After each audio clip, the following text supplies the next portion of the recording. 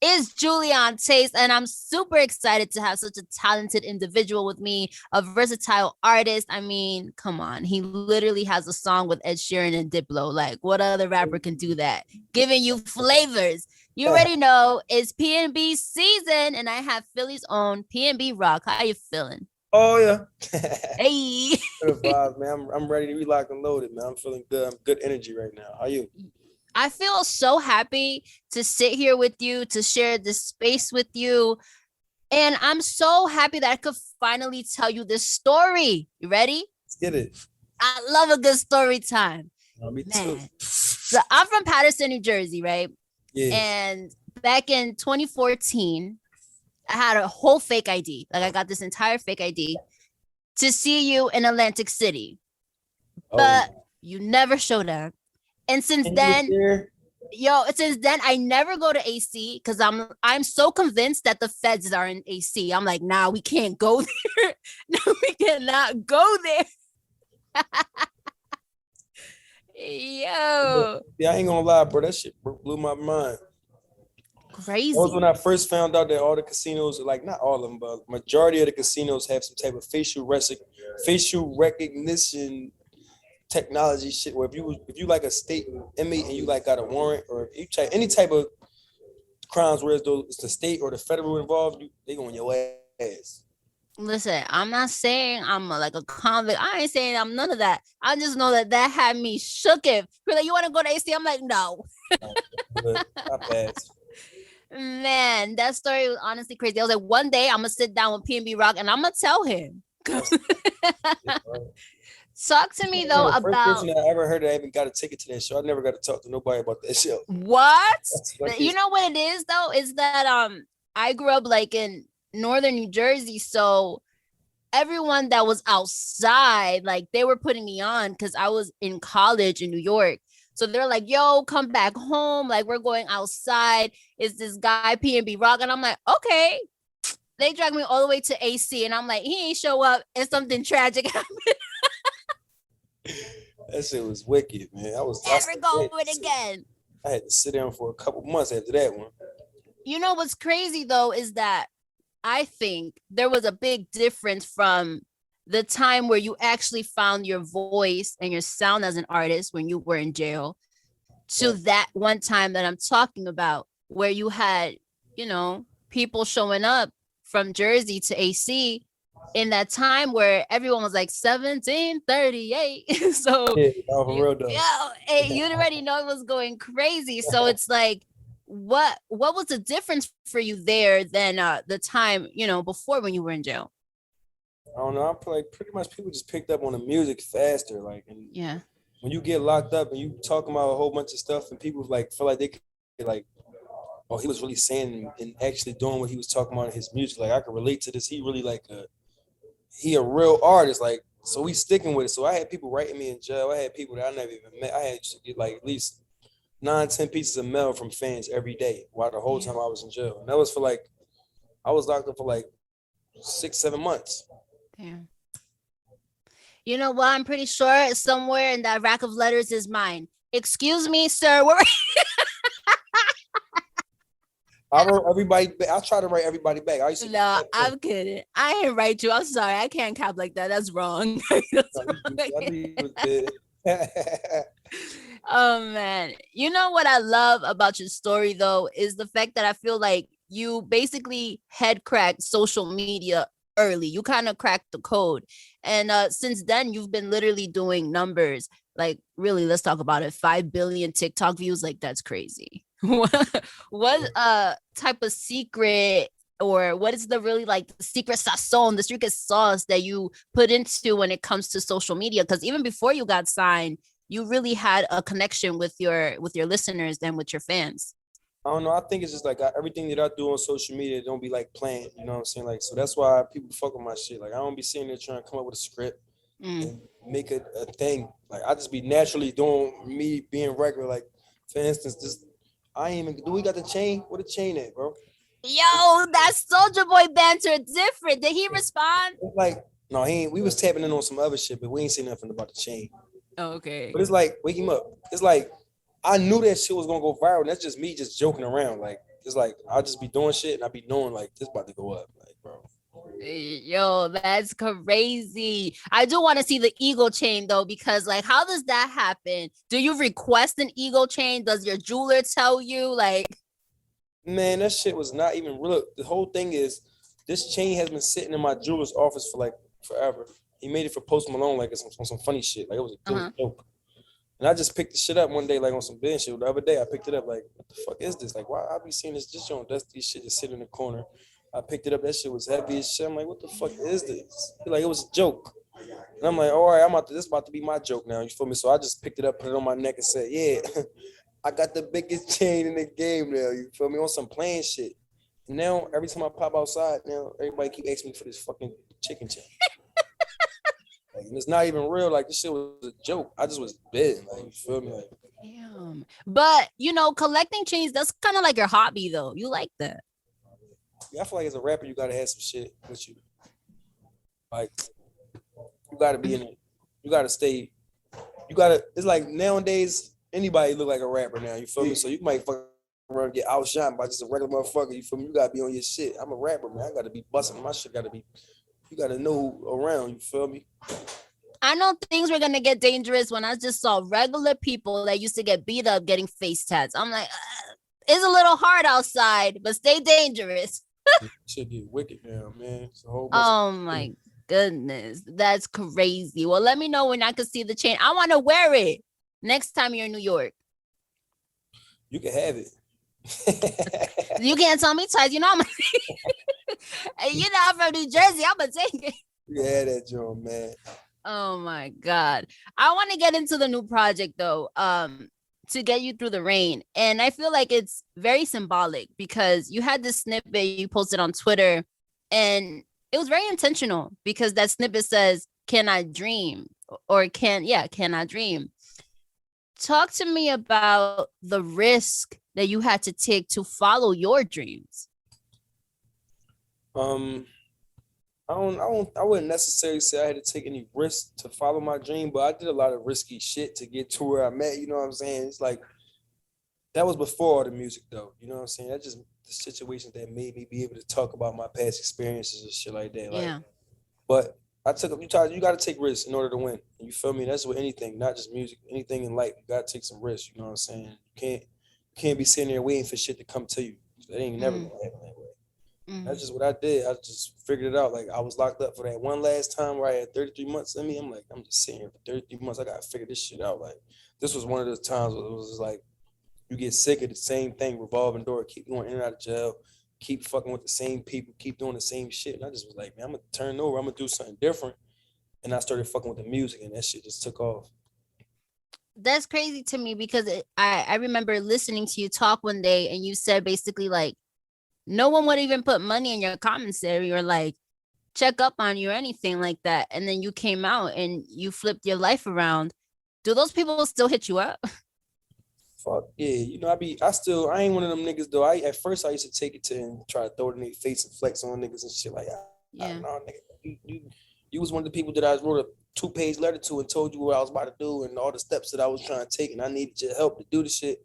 You ain't write me back. You ain't send me not a cent. When I came home and actually was putting forth the effort to do the shit, you ain't believe in the shit until it was already over and it was in your face like this. But I used to be on some petty shit, but I don't be on that shit no more. I help everybody that need help if I can help them. You feel me? Like, on some type of shit like that. That's beautiful. You better than me. Just saying. I love the TikTok video that you had. And I knew you were a little bad growing up, but let me find out that you actually sing choir. Like, where you guys had like all the robes and you're like, oh, and you finally catch the Holy Spirit. That shit was just some bullshit. I just literally thought of that shit in 5 seconds. Like, yo, we about to make this shit go up. Let me make a little quick TikTok video for the song. You know, let's do some choir shit. It's a choir in it. Easy jump. You feel me? Let's put these sheets on real quick. You ever sang in the choir? No, I'm Muslim, so you know my family. We don't even participate in churches or nothing like that. But right, you used to get beat for standing up for the Pledge of Allegiance. Hell yeah! Well, I would definitely like be sneaking and doing little shit in school, like singing like when my school would get together and sing like a song like what the fuck was it? It was like a I believe the children of the future.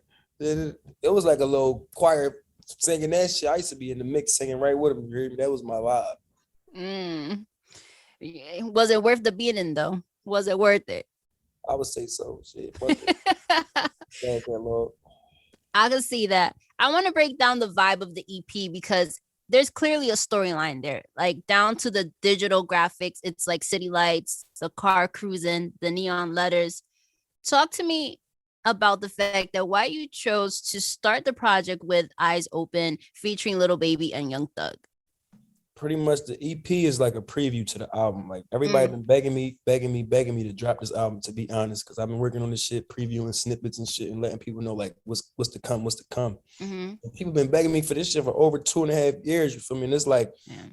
it's time for me. I feel like it's time. You know, I've been going back and forth with the label and they like, it's the end of the year. It's not a good time to drop. Whoop de whoop.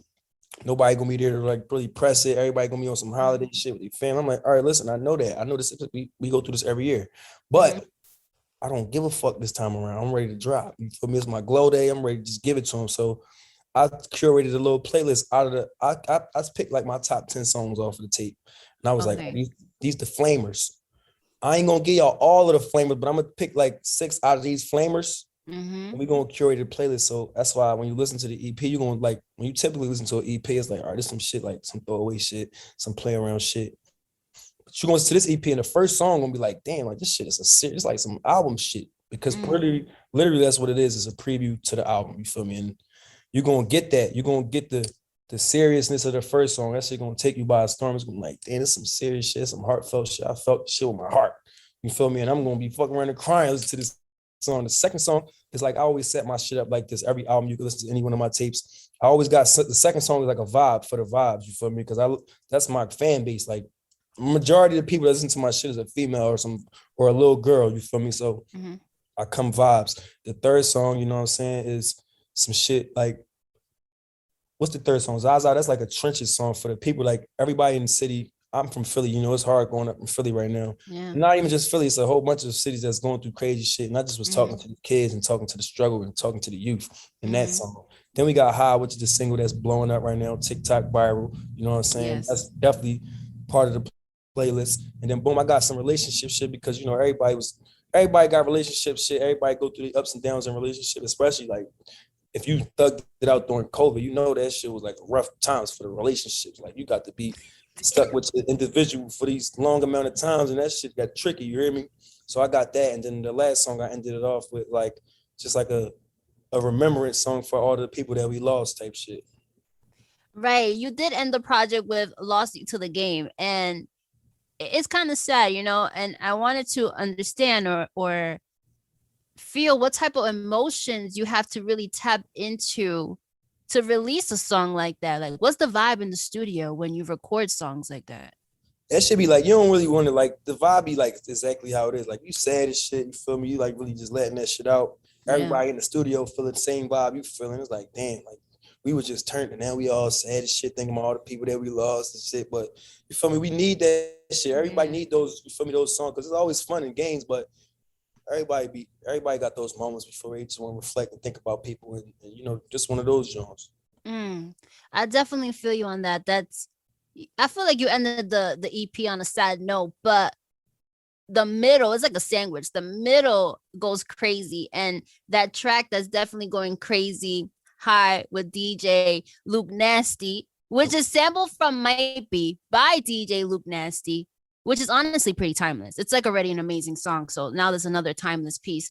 How was that conversation when you was like It's chit crazy. chatting with him? I ain't even gonna lie, man. That shit like kind of different. This is like a social media play right here. Like at the end of the day, when the song originally came out, it Mm-hmm. was Anderson .Paak's song. It was called Might Be. And that was like Okay. 2013. 2015, Luke Nasty remade the song and it came out and that shit was viral. It was #1 urban radio. You know what I'm saying? At this time, around this time, I was doing a whole bunch of freestyles on people beats and shit. And like my label was like my A&R Orlando, shout out to Oski. He was asking me like, bro, can you do this one? Like this the one that everybody fucking with. Like you need to hurry up and give me this. You give me a swag on this. When Mm-hmm. I listened to it, I was like, man, this ain't really my vibe. Like I had to like really dig into my brain to do this shit because I really wasn't feeling it, but I did it just because I always do shit anytime somebody asks me to do. I don't want to feel like I can't step up to the plate and carry it. You feel me? So I stepped up and I did what I did, and that shit went up. And that was in 2015. Like they took it and they ran with it. The shit was up. It was so crazy that they took it off my SoundCloud and asked me like, can we clear this and put this on Apple Music and all that? I'm like, hell yeah, we gave them the blessings and they put it up. That's in 2015. You feel me? So fast forward 6 years later, 2021. We hear again the kids going crazy on TikTok with this shit, like viral. I'm like, damn, this shit going up again. What the fuck? So my label, you know, they're like, we got to capitalize on this. We need to put it out again. I'm like, put it out again. This shit is already out. It's out on everywhere. You can listen to this shit right now on Apple Music. But they like, but we still want to capture this moment. So I'm like, the only way I'm gonna do this shit, like, and make it realistic is like, I gotta remake it again. I gotta give it the new sauce. So I remade the beat. I put my first verse back on there, and for the second verse, I just give you the new sauce, new swag to back out with 21 vibes. I love it, and I also love the music video. I saw my guy Danny Trejo there. I was like, "Oh my guy, what's up?" Oh, it's one of the goats. You know, had to. Yes. I like doing shit like that because it's like you get to see people that you was like a childhood favorite, and it's just like, yes, damn, you know what I'm saying? Like PNB Rock got the tap in with bro. That's love. Okay, I was like, okay, PNB Rock. I wasn't expecting that. Random, but I loved it. It was iconic. But there's this part in the song you say, "My baby, she exotic, but together we're so toxic." We're talking about the pandemic and relationships. I feel like everybody's toxic, but first of all, are you toxic? Yeah, I'm toxic, but I'm trying to get out of that shit though. You trying to get out, yeah. What else was you trying to get out? Yeah. Oh my God. What are some signs of a toxic relationship? Some signs. Anytime Yeah, somebody asking you for the password to your shit, that's like a dead sign. Like, oh, shit getting crazy now. Like, damn. Don't say that. What did I get myself into? But if you don't have anything to hide, then that's the key thing. Why you all asking for my shit? You must think I got something to hide, or you got something to hide. Ooh, I never thought of it like that. You got me thinking now. Now I'm analyzing. My brain. Am I a red flag? Am I a red flag? Cracking the fuck up. Oh my goodness. I really do want to know though. Relationships is lovely though. Relationships is great, man. Like, especially when it's working.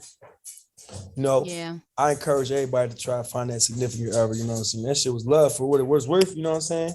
We made a beautiful baby and shit. Hey, the gold chain. Is it a chicken? I don't know what the fuck is on there, man. It's like a rooster. It's a big ass cock. Oh my God. Yo, that's everything. I definitely need a picture. I need a picture in that. You need to come to New York. I need a picture in that. That's it. Actually, this joint heavy shit wearing nigga neck, man. This shit crazy. Viral movie. Oh, What are you saying, Philly? That's a big John right there. big John. Oh my goodness. I love the project. I love everything that you've put together. What would you say is kind of like the overall message?